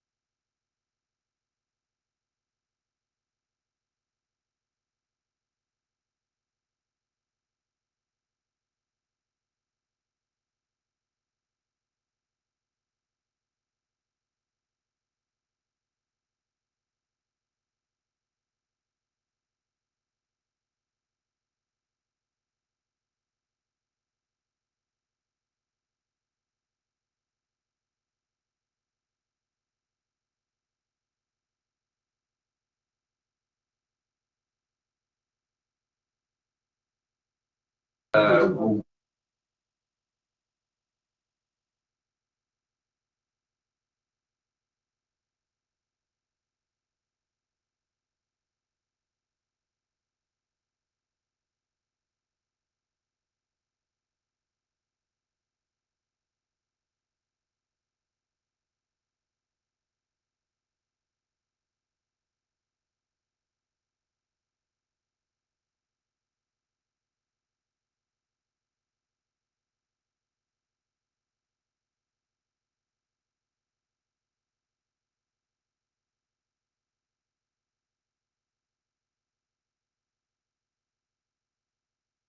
recommendation 4. I believe 1, 2 and 3 are as what was in the audit paper. That's good. 4, just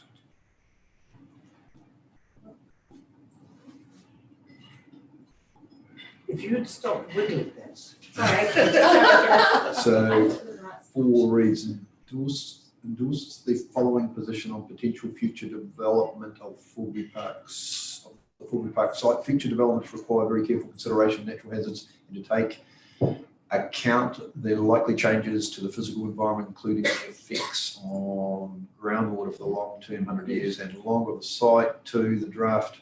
I imagine there'll be 4A, B, C, and D. The draft RPS 2021, where it seeks to ensure the levels of risk from natural hazards do not exceed a tolerable level, are identified and assessed to determine their likelihood and consequence key for any consideration of the development proposal. The application of a precautionary approach to identify, assessing and managing risk using avoidance or adaptive management. And the identify, so 3, 4, 3. Oh no, objectify is right. Approach to identify. Yeah, it needs a comma next. Oh, yeah. Sorry. No. Next Down, one down, down. down. Yeah, and To identifying, comma, yeah. assessing and managing risk. And the last one, the examination of opportunities to use the site to mitigate flood hazard for the wider South Dunedin area when considering any proposal for redevelopment. At least it's got one little Question, yeah, we'll go to questions first, and then we'll go back to the. Because I think I'll go back to Brian, because this is obviously quite amended, and to see whether you're happy to. I'm happy. Okay, we'll do that I'm now. happy if the technical staff are happy, I'm happy. Right, Okay. I'm happy. Michael's happy. So we'll go to questions That's first. We'll go to questions first, and then we'll have a debate and put motions. I think so. I just wondered what, if we have to define tolerable level, or is there a definition that we have? What is a tolerable level? It's in the RPS, so. It's in the RPS, yeah. so we know what tolerable. I think so, yeah. There's a paragraph on it. Thanks. Thank you. Any other queries? Kate? Number 4, this is going to be the contentious one, and again, I just want to say, I think it's unfair to identify only this site. I think we need to be saying the examination of opportunities to use any site to mitigate flood, including this one, to mitigate flood hazard for the wider South Dunedin area. There are other potential sites, and I just think it's unfair that we don't say there's only one. In Tonga Park, or I don't know about Tonga Park, but those sort of things. So if we only look at one, then that may only be the answer. So if you mean Fulbury Park and any other site? the examination of all opportunities to use, all opportunities. See the headline, the chapeau, endorses the following positions on potential future development of the Fulbury Park or any other site. Well, the others, yeah, it could be, but it's number 4. It's the one that's specifically saying that it's going to look at this. So I'm talking looking at number 4. Sorry, Yeah, no, okay, 4 so means it's 4 of 4. 4. Yeah, so it's a D, as we just talked about. Sorry, 4D. Apologies. Yeah. To use this or any. The site or others. So happy that we happy. Well, that's a question for the, that should be a question. Okay, so we've got a question from Gavin first, and then we'll go to the movement second to see whether the next step is required. Gavin, are you comfortable with the tweaking of 4D, which relates to the wider Well, area? it's not a substitution, it's not an or, it's an and type of thing. Yeah. Is what I'm hearing. Because Gavin's right, if you look at the top, endorses the following positions on the potential future redevelopment of the Fulbury Park site.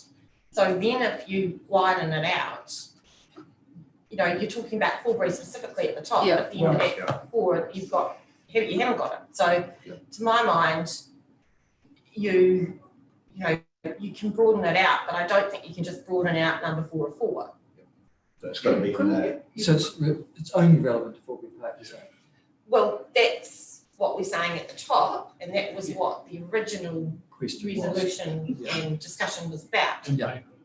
Fair enough. And the paper. paper, yeah, true, yeah. Look, I appreciate all that. It's when you have the opportunities, you have to usually balance them against cost benefit analysis against other opportunities, and that's why I want that to be slightly wider. I understand that I don't want to be causing any issues.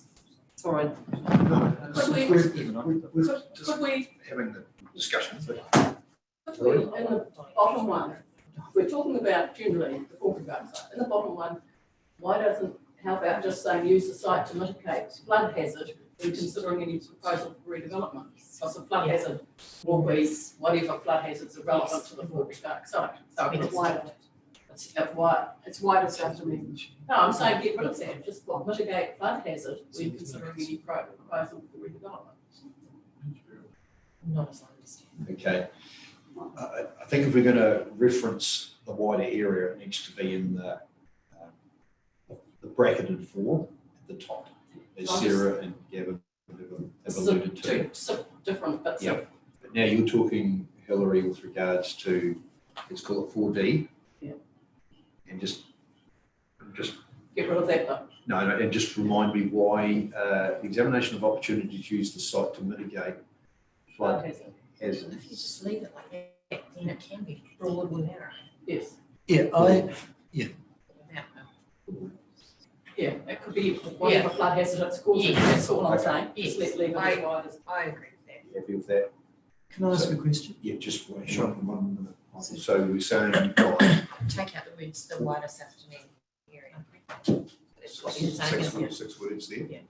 Okay. Can I just comment that that part of it is intended to capture paragraph 41, which is very explicit about this particular site in terms of its size and its place in the wider Dunedin area and the way water moves, and frankly, an alternative use of the land could be around mitigation for the benefit of the wider South Dunedin. It's a separate issue to mitigating its own on-site effects. Yeah. And that's why the inclusion of the words the wider South Dunedin area is very important, because that's actually what the paper says. It links to the benefits of anything that could happen on this site that could add value to moving water around South Dunedin. That's okay. So we'll slot it back in.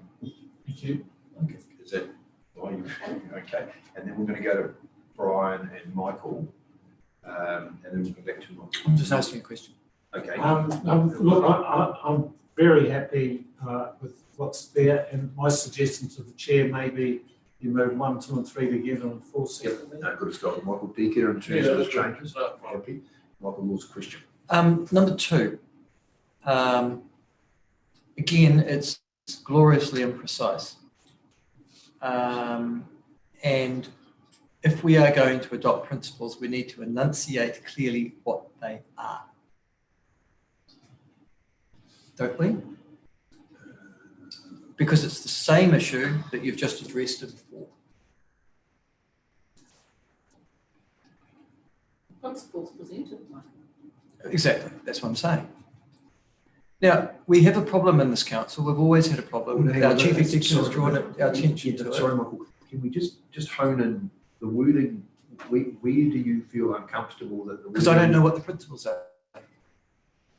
So if I'm reading that as a resolution, as a governance member, but also as just an ordinary member of the public, I've got no idea what you're talking about. Is this something to Number 2, adopt yeah. principles? No, the paper isn't a motion. The paper's just background material. We've been given an absolute rev up by our chief executive, and rightly so, about the imprecision of our motions. Our motions must mean something. So you can't just gloriously say, oh, it's in the paper, because... Should we rewrite the whole paper and put it in the motion? No, I wouldn't mind. I would just like to adopt what the principles enunciated are. Because they are going to not just affect, this is well beyond Forbury and South Dunedin. This is across the region. Sarah? So what I am now wondering is whether now that we've expanded 4, we still need 2. Good question. Because this paper was presented primarily for the point and purpose of Forbury Park. Our draft RPS, the Chief Executive informs us, is going to become operational in about, a month or 2? As long as it's on the dotted line, yeah. Yeah, so notified, okay, Yeah, but then it becomes Comes operational. into effect, yeah.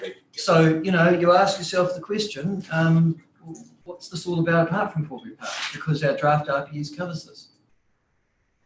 And it's going to become operational in 2 months' time. I think council laws and the CE between them have come up with an excellent way forward. Get rid of clause 2. Now that we've got 4. Now that we've got 4, and focus on Forbury and try not to make this a regional application because it isn't. The paper dealt with Forbury Park.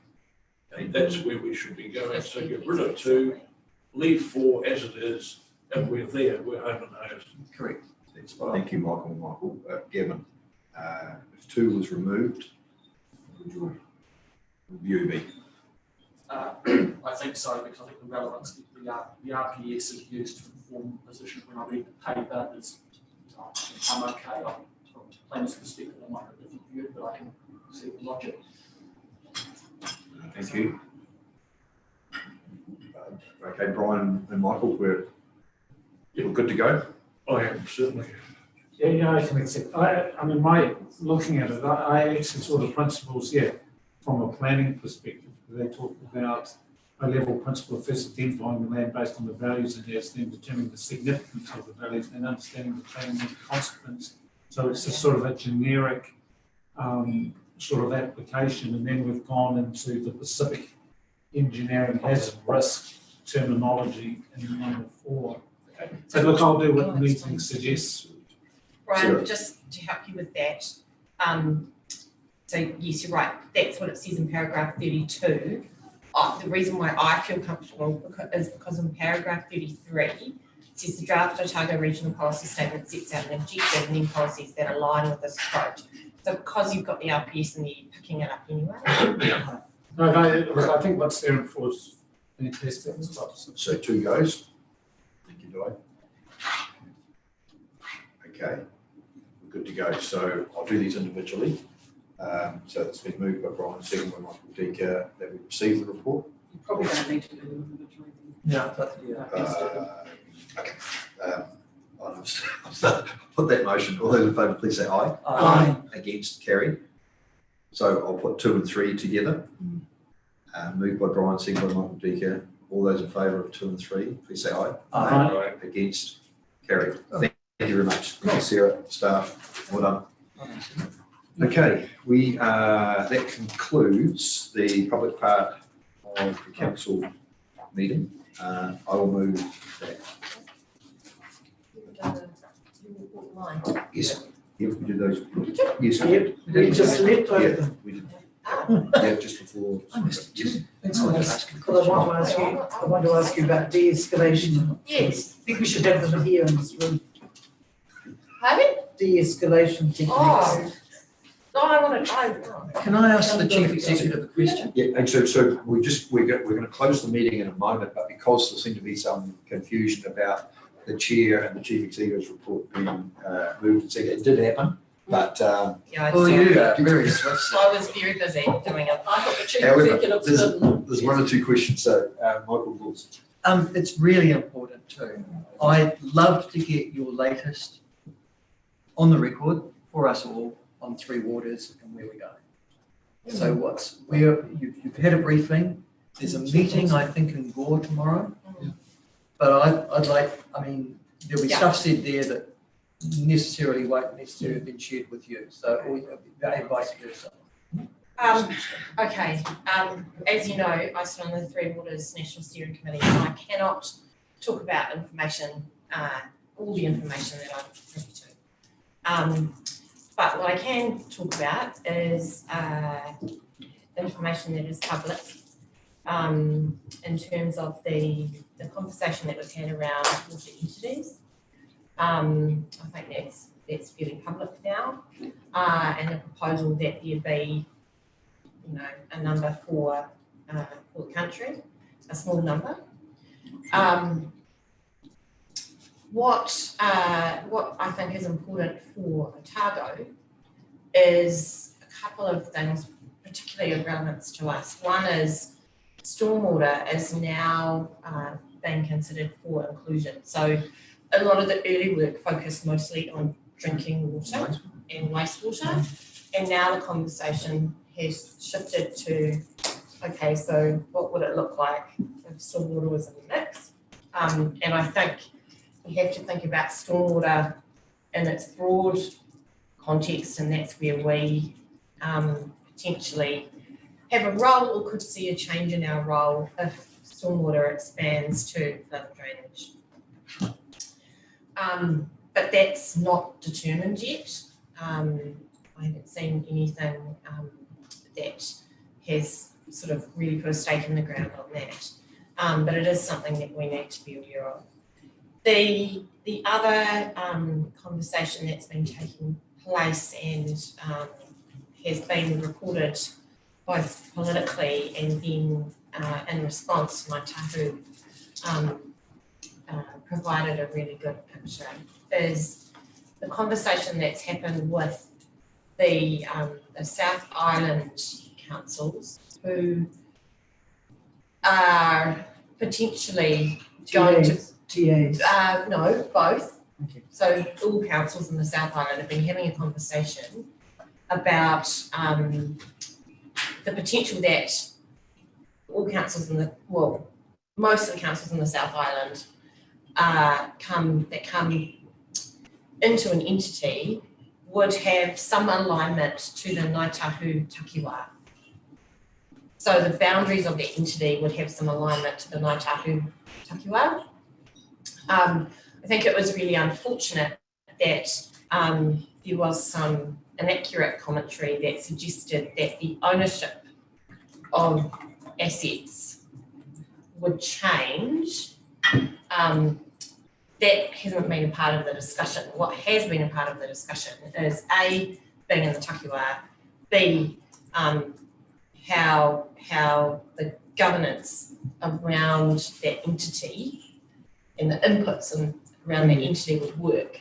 So, you would have shareholders, if you like, of the entity, regardless of the asset ownership. So, as I understand it, there has been a conversation with Minister Mahuta about we're thinking about this. In the meantime, there also has been a conversation, the more local conversation, which is the Otago Southland conversation, and the work that was done providing information up from our TAs into the request for information that was made by DIA. They have done some assessment of that information, and at some point soon, I think that assessment will come back to TAs and they will be able to have a look. So Minister Mahuta, I think to the best of my knowledge, this is still a voluntary situation. So that means councils, every council in New Zealand signed up to tranche 1. So every council opted into tranche 1. The situation is now you must opt out if you don't want to carry on. And I think it's important that each council looks at its own circumstance. And I think some of that assessment that has been done around the RFI information will assist in that. There is the discussion in Gore. My understanding of that discussion is that, yes, it's a Three Waters discussion. It's a positioning report back based on conversations with Minister Mahuta and further engagement, but it's also a conversation about the third piece of reform or review, which is the future of local government piece. Yes, that's right. So to my mind, it's, you know, I see what's happening at the moment is having kind of, it's like a three-legged stool. You've got three waters, RM reform, and the future of local government piece.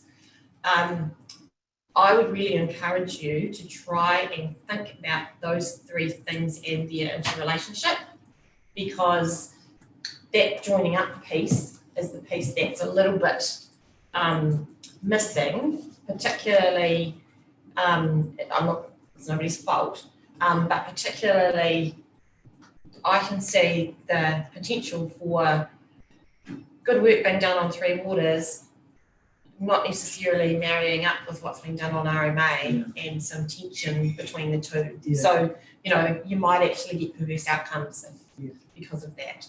So I think that's really important. I think the future of local government piece is really important. The theme, I guess, and I deliberately asked Rachel Brooking the question when she was here around what does this mean for the influence of governors. I think you might want to be looking very closely at that theme, because in my view, the way that entities look like they'll be set up under Three Waters, and those of you who attended the Three Waters workshops will have seen this, governance is a couple of steps away from the people who will be the board of the entities. Then you've got the various fast tracking or truncated processes under the RMA, and also the consolidated planning process, which means that you around this table will not be the only ones who potentially have influence over what's in the consolidated plan. So what does that do for your role, I guess, and democracy generally? Are some things that are probably with some thought. Yeah, I think also there are, you know, Three Waters effectively, just real rough figures, is taking about a third of the business of TAs out of TAs. So the other point to that is the part of the future of local government conversation is what do you fill that gap with? And where does that take you? And so I think also it's really important to put that lens over the top of your thinking currently around this table, but also as part of that conversation. Yeah, because I think, you know, it's a very awkward circumstance in a way, because some smaller councils, I would imagine, would be pretty worried about the fact that the asset base is departing. Even though perhaps from a, you know, from the perspective of the economics, if you like, it looks like a good proposition. So the only other thing I'd say is my kind of sense of the Three Waters conversation is it's very much about it's been about assets and money.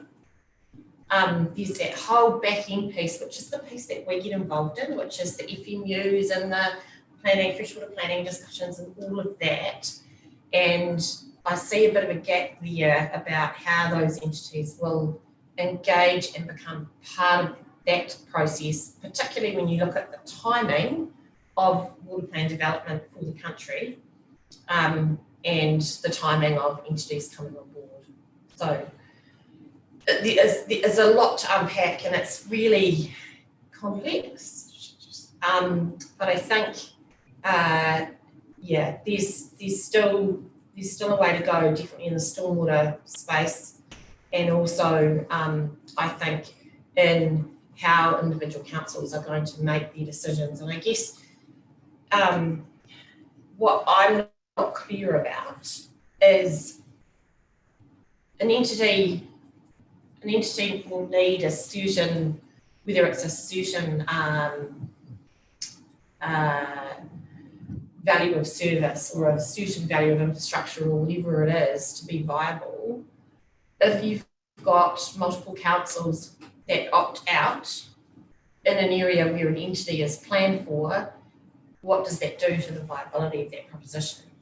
And you know, is there a potential that if that was the case, could you end up with, you know, well, yes, patchwork, but also that could drive you to less localised entities and more of a, and I'm not, please don't get me wrong, I'm not promoting this or suggesting that this is being promoted at all. This is just my own personal thought. Where does that take you in terms of if you consolidate up, then you might have a water entity located in Hamilton that's looking after part of the South Island, if you've only got bits of the South Island in the picture. So, you know, it's quite a... Like electricity companies. Yeah, so, I mean, we haven't, as a council, you really haven't, I don't think, formed a position. Correct. No. I actually think it's really important that at some point you're clear about how you want to position this council. And I know it feels like water services are our business, but actually, for the betterment of Otago, what is the best option for Otago and how you deliver water services and how we deliver the things we're responsible for, like water quality and water planning and all of that stuff. You know, knowing the issues that we have sometimes. So my advice would be, at some point, I think you need to come to a position about how you want to play this for this council.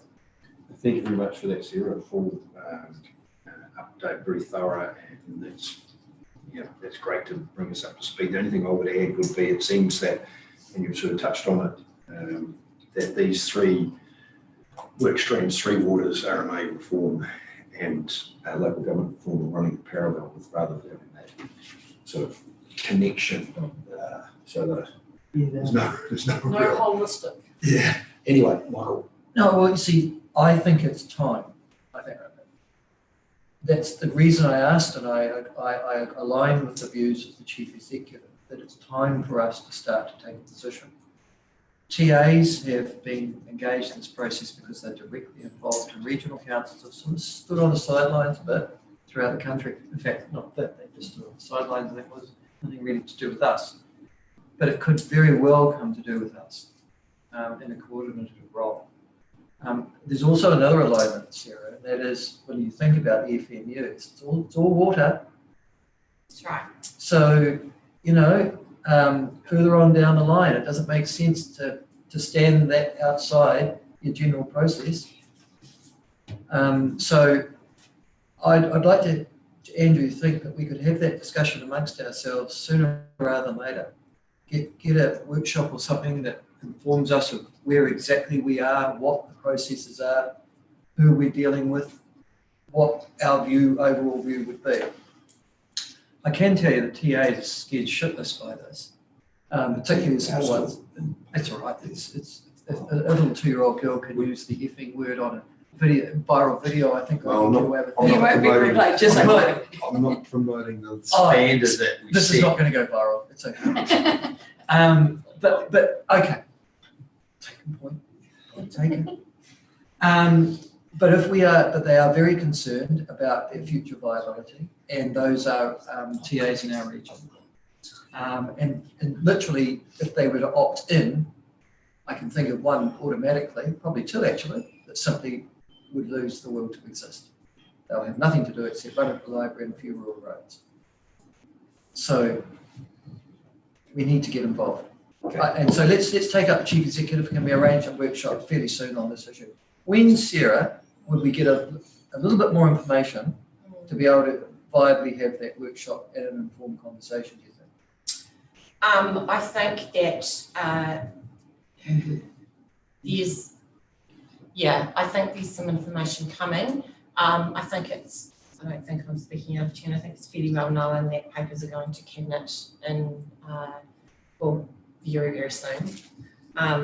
So, yeah. It's on Three Waters or local government? Three Waters. Yeah. So I think Yeah, probably. We'll have to look at the timetable, but probably towards the end of June. Okay, that's quite immediate. Yeah. Right. Thank you. Thanks, Sarah. Thanks, Mark. Brian. I wonder whether we do the alternative is to ask for a report near the end of June on Three Waters local government restructuring and bring it to an open council. Open workshop. Yeah. Workshop in public. Well, I don't even know if it needs to be a workshop. If we're given a good report, we read and digest the report and we come along and debate. Can we leave the option for Sarah and team to come up with whether it's whatever's best. The forum, council report or workshop that would be in the public arena? Yeah. We can give you the facts, but I think, and I'm happy to do that, I Whatever's think best. the political piece is the piece that we can't do for you. Yeah. Thank you, Marion. Yeah, I'm worried about actually having all the information because this is a political agenda as well as a stable. So when we look at the RMA reforms, they're doing that slightly differently from Three Waters, and that they are writing something which they're taking to select committee, and then they're writing the bill. And Three Waters doesn't seem to be doing that. Now, why this affects us is that we may take positions that may not be the questions. Do you see what I mean? Mm-hmm. I think this is just a starting thing because it is, but I do think we need to be informed of all the different possibilities as we go through because they're huge. And of course, they might take, if they're all through by 2023, I'll be bloody surprised. Thank you, Kate. Thank you. I was actually just really interested in your meeting with Doc. Can I just change the topic? I think we've done that one, haven't we? Or not? No, so this will be followed up. Sarah's going to follow up the topic that we'll just discuss in depth. 20th of May, third last one on one. 189. Doc with Na'awa, voting for Taira catchment, and because the Taira catchment's the next one off the blocks, was I think with the land wood plan work. What that program looks like, I wasn't aware of it. Okay, so Doc has, I think it's 50 Na'awa projects across New Zealand. The Taira catchment is one. It's really in early scoping days. So what is happening just at the moment is they're working very closely with iwi and waiting for iwi to come back to them with some views or thoughts or position about how best to partner and where to put effort. So really the conversation we had was they showed us a map of the area that they're talking about. It doesn't 100% align with the Taira FMU, not that we see that as an issue. We've agreed to partner and share information. We agreed we don't want to duplicate effort.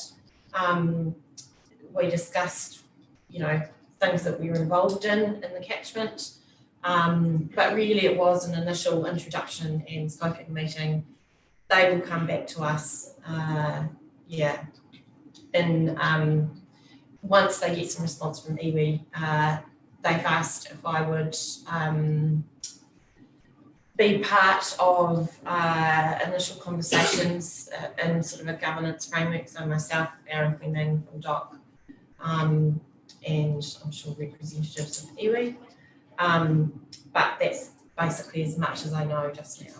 Is it going to be a whole river approach, or is it just going to be parts that have special values? I'm just intrigued. I mean, we've had discussions as a submission we didn't even touch on in the long-term plan about someone wanting walking track up the river in the Tairi, in the Strathtairi area, and that it happens to be one that would be accessible for Nohonga up there. I mean, it's just trying to bring all these ideas together.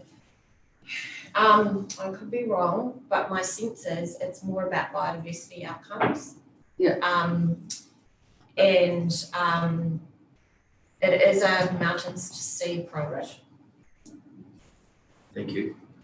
We better keep trucking on. I'm mindful that we've still got just a wee way to go for the three of us sort of way down the road, about 11:45.